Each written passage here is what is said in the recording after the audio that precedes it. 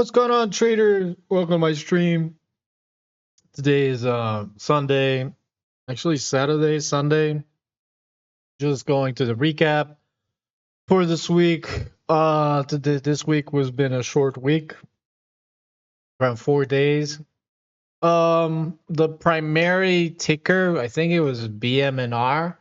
I went from like $10 to like $1.60. That was like primarily the most important one, and there was a lot of shorts primarily. A lot of shorts hit daily resistance and they pretty much died. That was and some of them I actually failed to short. Is I actually was going long, sadly. So going through the P&L day by day. This was Monday. My best trade was in ARTL. I saw the downtrend break right around 9 a.m. Went long, and it actually hit around $26. Not sure what the news was, but we broke 17 and we hit all the way up to 26. Just watching for the downtrend break right here. I don't know if that thing had news or not. Oh, there we go. Positive trial data. So they have positive trial data. Next ticker was BMNR. I actually discussed this ticker in my other video, why you should not short the first day of the week. Because what happens is, once you get a ticker that holds VWAP and has news and has a clean 52-week breakout like this one, I actually did go short and then I covered into VWAP. And then I actually didn't really flip long. I should have flipped long and just held it. But we broke 16, held 15.5 up to 26. And actually went up to like 74 the day later. The ticker had news, as you can see. They had 250 million private placement in Ethereum. So that was an important news article. The stock ran. This was the primary stock of the week. Moving on to Tuesday. Tuesday, I actually woke up at 7 when I usually do. I look for a ticker that holds VWAP and is kind of breaking the trend line or breaking the uptrend. Right here was breaking 14. The 7 a.m. came, we ran to 19. So 14 to 19, that's pretty huge gain really quick. I actually questioned this setup. By the time I got in was 1451. I got out at way too early at 1590. We went all the way to 19. So I actually sold this one too soon, buying it at 14.5, and it actually went to 19. It had room all the way on the daily till 21. I don't think the news is they announced a dividend. Dividend are not really the most exciting news of all. Usually dividend are kind of like, I don't know, maybe 2 out of 5 stars, I would call it. That's Claro. The next ticker was BGLC. BGLC right here, as you can see, if I were going to draw a trend line right here, was breaking down the 14s. And the ticker was up, I don't know, like 300%. But once the trend line broke, it was under VWAP. I shorted into the bounce. You can see that right here. We had a downtrend breakdown. I don't know how much this ticker was up. Was up like 300% or something. So we break the downtrend. I short the bounce and then I cover. It ended up being, I think my best fill was 930. So I ended up hitting it ended up going to around 850 before bouncing to 16. So I definitely great at covering. After that, the ticker became we reclaimed VWAP. We didn't go up by much. and then we finally crashed. So it was a little bit choppy because we broke this downtrend, and we were supposed to reject VWAP and die off. We actually reclaimed and held a little bit, but very shady price action over here because we were over VWAP at one point, and I thought it was gonna keep going, but we just got slammed to 10. The other ticker I traded, so the Claro was one, BGLC was the second one. And as you can see here, we had a bunch of daily resistance shorts. As you can see, Weto here at 430. I mean, if you were trying to buy it, thinking it's going to break the 52-week high, on the news we had, they secured 100 million equity line with Ripple. So a lot of these companies, what they're doing, they're releasing news that crypto-related stocks. So as you might not remember, BMNR released news that they had a 250 million private placement with Ethereum. So you can see Weto is trying to piggyback over here because they secured 100 million up with Ripple. So these end up being shorts because we never broke 52-week high. They did pop, but they ended up being shorts. A couple of other tickers. The most amount of money I made in Mogo. This was Mogo trade. Could I go explaining? This was my big trade of the week. Majority was short. As you can see, so here we had another short the daily resistance went. This ticker ended up going on the second. Secures US patent. So a lot of traders tried to buy it underneath VWAP, and I was like, no. So if the ticker opens below VWAP, you should not try to buy it because most of the time it doesn't, VWAP acts as rejection, and then it sells off. So soon enough, I think somebody got caught on this big flush over here, and they were like, the market is against you, blah, blah, blah. And, Wind was pretty active in the morning. If you had my, strategy, if you had my trade ideas, you would see it on the scanner. I saw it on the scanner. I'm just not that quick to buy these things. But what they did was they ran up to resistance point and then pretty much sold off. Wind was one, and ELVS was another one. I was excited to buy it around 7 a.m. and a resistance point of 380 held really strong. And we actually kept making new highs, and we got slammed multiple times. Not sure what this company. This company also had Nasdaq extension to remain compliant. So this is another maybe 1 out of 10 stars, 1 out of 5-star news. So a dividend is probably 1 or 2 stars out of 5. This ticker regained Nasdaq compliance, and we start selling off. And then another ticker here, ATXG. Just I think I traded this one and got in, got out. This ticker, see another one. The company entered 1.3 billion term sheet to propose acquisition of 12 million bitcoins. So just because the company has news does not mean you should buy it. They're proposing to buy 1.3 billion in Bitcoin, and the stock pops and drops. It's very you have to be careful because not all news. Sometimes the worst news works out, and sometimes the best news doesn't work out. So this thing had serious news here. I think I was trading. So you can see a lot of shorts. The ticker I did make most amount of money was Mogo. Mogo was 1 second. You see here, Mogo was a ticker up a lot. it was a 20 milli float, and we just got overextended up to $4.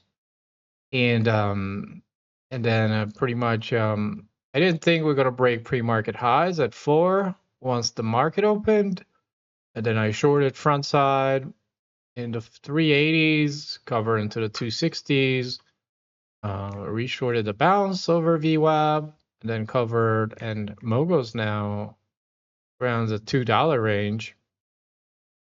I could have even shorted day 2 here because once this push happened, it was just down to the gutter again.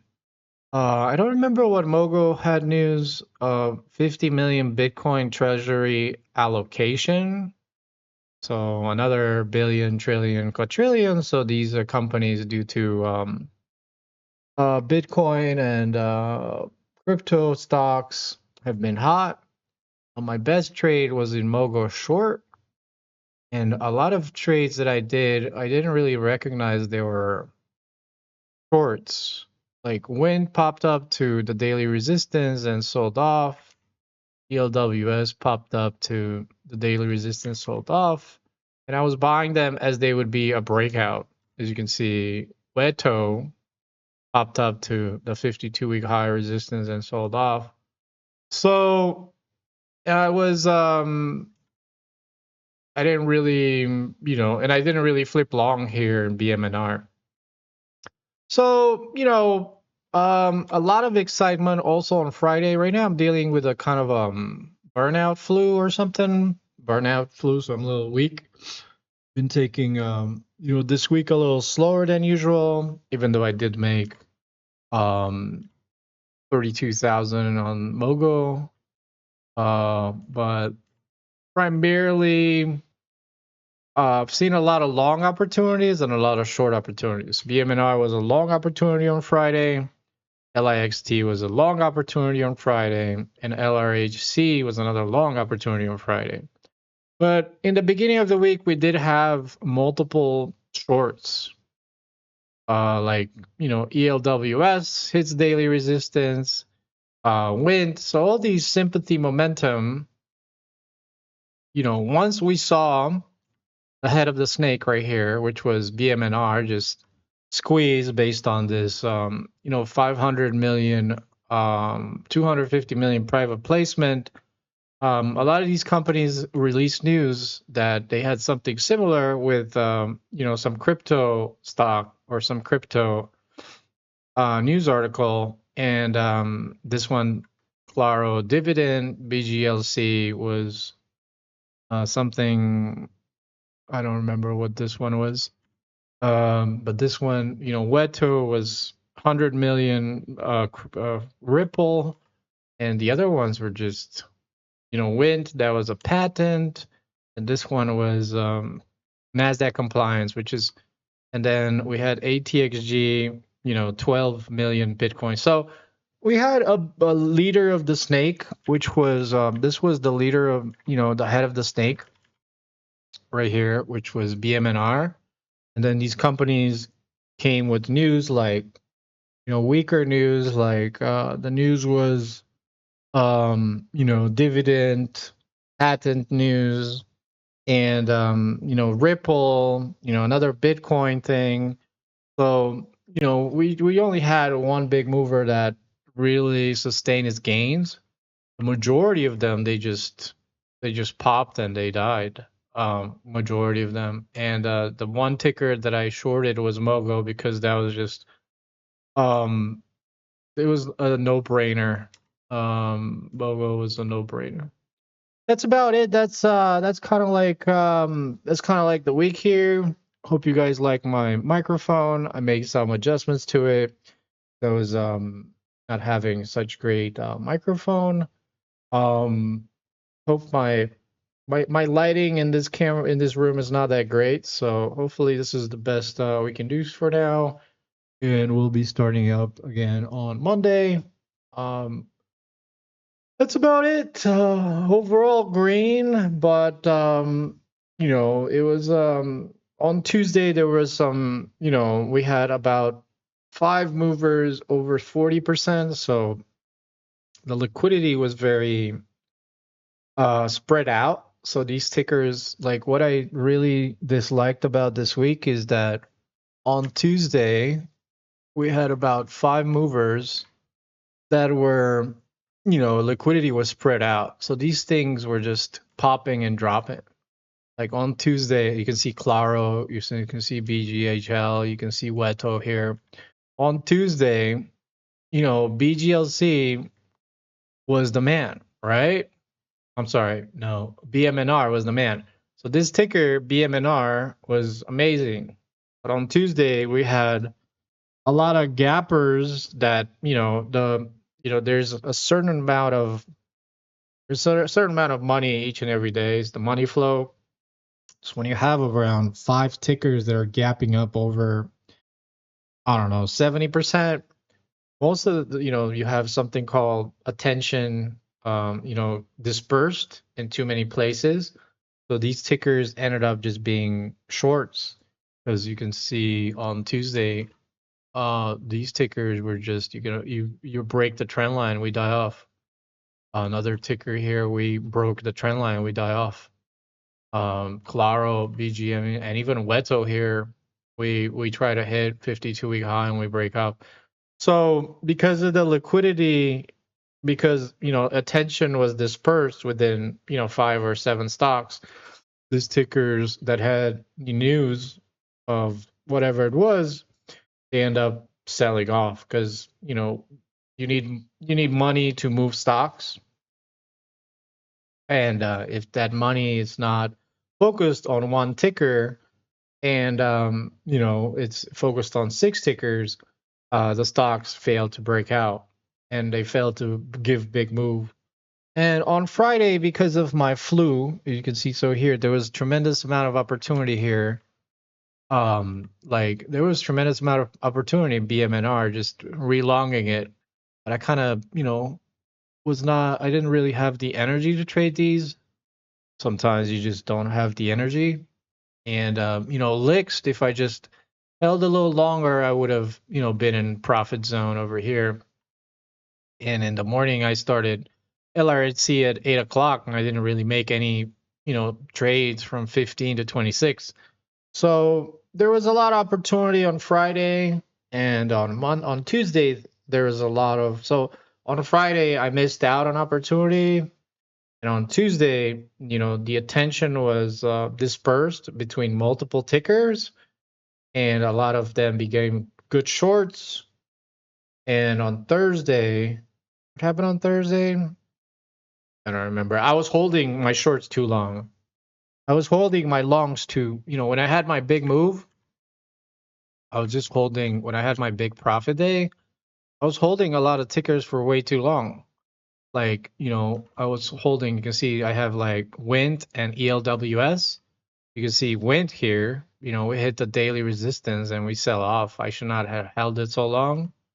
And ELWS, I failed to recognize as these were, short the daily resistance kind of setups. So, that's kind of like it. I on Thursday I was holding my longs too long when they were clearly rejecting resistance, and so that's kind of it.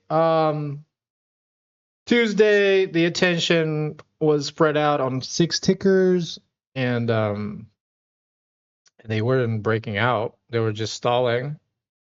Thursday I held my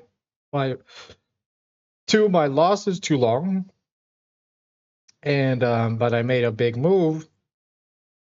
And Friday I had 3 opportunities and I didn't really capitalize on any of them. It's just one of those days you just don't want to do anything, because just on Thursday I was holding my longs for too long for a long, and then on Friday I was just not buying the longs that I'm supposed to make money. So it's just it's a very difficult market, dealing with losses and wins, because sometimes what worked yesterday is not going to work tomorrow.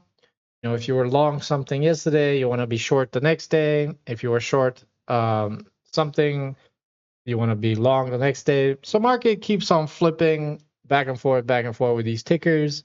So it's definitely challenging. It's not impossible, but challenging. And you'll need to have most amount of attention.